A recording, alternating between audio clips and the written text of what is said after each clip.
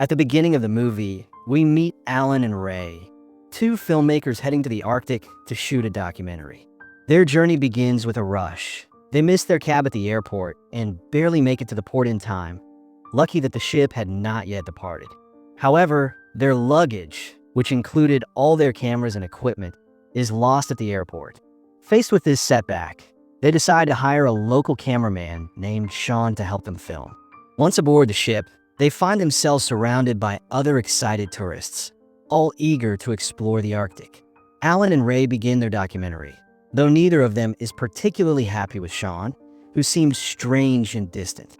They have no choice but to rely on him since no other cameraman is available.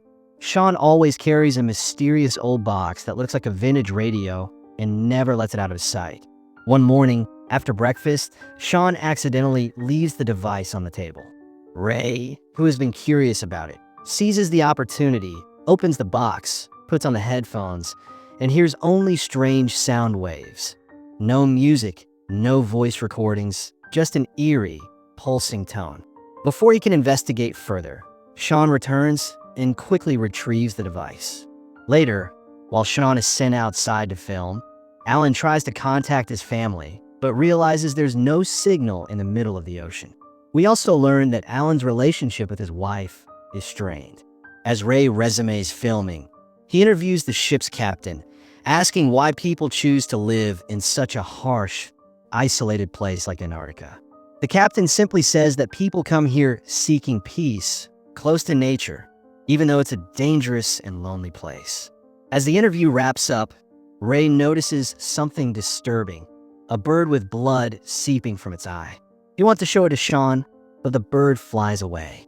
Confused, Ray goes inside where Alan is talking to two scientists who are researching how sonic waves could potentially wipe out life on Earth in mere moments. As Ray joins them, the scientists suddenly leave.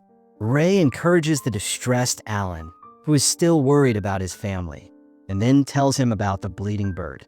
Before they can process this, a strange noise outside draws their attention. When they rush out, they witness a horrifying sight, a seal devouring its own pup. Even the captain, a man who has spent years in these waters, is shocked and admits he's never seen anything like it. He immediately ushers everyone inside for safety while Sean records the bizarre scene. Alan and Ray decide to include the footage in their documentary. That evening, while the captain grills fish for the passengers, Ray and Sean avoid eating it, but Alan does. Soon after, Alan starts to feel ill, vomiting and eventually losing his sight. Meanwhile, Sean notices the flock of birds behaving strangely. They're flying chaotically, and then, suddenly, they vanish. Turning around, Sean realizes all the passengers are gone. Every single person has disappeared in an instant. Confused and panicked, he reviews his recording, which confirms what he saw. Ray, believing it's a prank, searches the ship but finds no one. When he and Sean meet up, Sean insists he has no idea what happened. They try to call for help, but their phones have no signal. Alan's condition worsens as blood begins to pour from his mouth. Desperate, Ray rushes to the ship's control room to contact the headquarters, but gets no response. Sean then spots an island in the distance and suggests they head there for help. Alan is reluctant, but Ray convinces him they have no better option. As Alan prepares to leave, Ray notices a deep, unexplained wound on Alan's neck, but Alan has no memory of getting hurt. Alan also finds a tourist's abandoned camera, and upon reviewing its footage, he sees the chilling moment when all the people vanished in a second. They gather supplies and set off in a lifeboat toward the island. But when they arrive, they're met with another shock. An entire town is completely empty. Shops, hotels, malls, everything is abandoned, but eerily, food and drinks are still fresh, as if people disappeared just moments ago. The town seems Russian, but they can't be sure. In a nearby mall, they hear a strange noise and discover a deer, wounded with injuries similar to Alan's. They then come across a hotel where soup is still hot on the table, reinforcing the idea that whatever happened here was sudden and unnatural. Alan, now growing weaker, is left behind as Ray and Sean explore further. They encounter a polar bear with the same grotesque wounds, but the bear ignores them and walks away. Soon, they see light coming from a building, but find it abandoned. As night falls, Ray spots a fire outside and rushes to find Alan sitting alone. But the fire wasn't lit by Alan. It's a mystery. Back inside, Alan, still holding the tourist camera, watches the footage again and realizes that Sean was somehow unaffected when the passengers vanished. He was filming the entire time. Alan tries to warn Ray, but when Ray returns, he brings Sean along. Deciding to escape the island, they prepare the lifeboat but realize fuel is low. Ray goes to siphon fuel from nearby cars while Sean stays with Alan.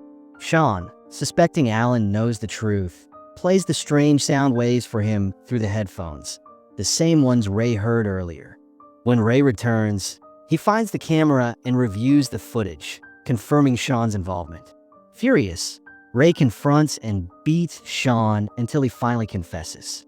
Sean reveals that he was part of a secret military experiment involving deadly supersonic waves that can erase living beings instantly. The incident on the ship was not an accident. It was a controlled military test. The reason Ray, Alan, and Sean survived was because they had been exposed to a specific counter-frequency through the sound waves, which shielded their brains. Sean admits he wasn't there to help them. He was sent by the military to record the effects. Now that Ray knows the truth, Sean explains that they're all marked for elimination because this knowledge was never meant to be revealed. The fish Alan ate had been contaminated by the waves, which explained his illness and strange wounds. Sean also reveals he was given a satellite phone to contact the military, but now it's useless. He can't reach anyone, and he knows their time is running out. When Ray returns to Alan, he finds him near death, recording a final message for his family. Ray places Alan's phone and the recordings into a bag and throws it into a lake, hoping someone might one day find it. Meanwhile, Sean desperately tries to call the military when suddenly a gunshot rings out, killing him. The shooter is never revealed. Ray, now hiding, realizes his phone is suddenly working again. The military is tracking him. He understands they're coming for him next. The movie ends here, leaving us with a chilling question. Will Ray survive, or will he too be erased like the others?